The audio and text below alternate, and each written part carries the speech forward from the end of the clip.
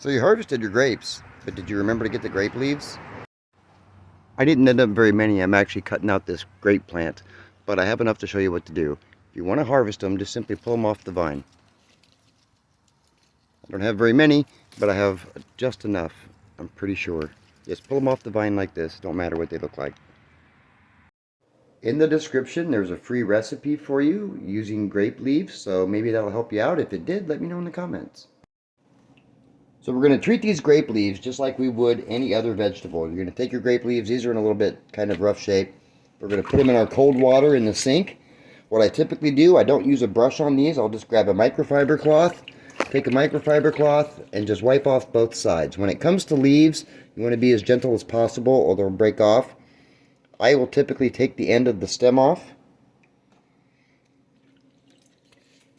wipe them off, because oftentimes you will get critters that will leave presents on there for you.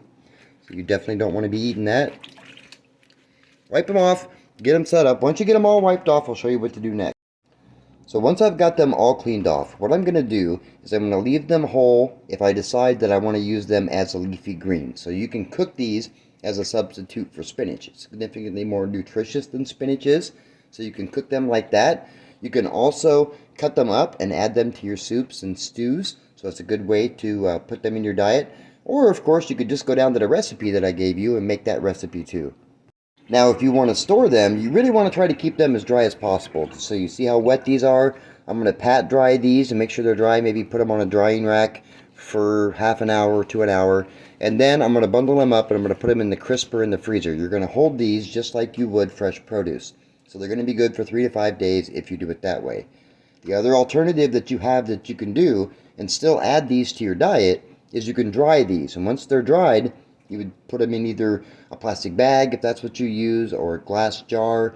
Put them in there as tight as you can. Make sure they are absolutely dry. You can use a desiccant bag if you want to as well. So you're going to make sure that they're dry, and then when you're ready to use them, you can just take the leaves out, crush them up, and then add them to your food. That's where you would add them to your stews, your soups, add them to your meats, whatever food you're cooking. You know, you would take out maybe a quarter cup or maybe a half a cup of the dried, ground up leaf, and you can add that to your food, kind of like adding a vegetable.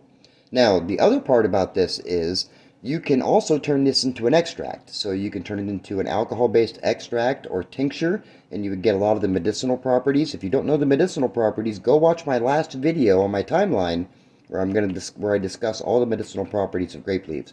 So hopefully this helped you out. If it didn't help you out, let me know what I could have added. If it did help you out, make sure you let me know in the comments.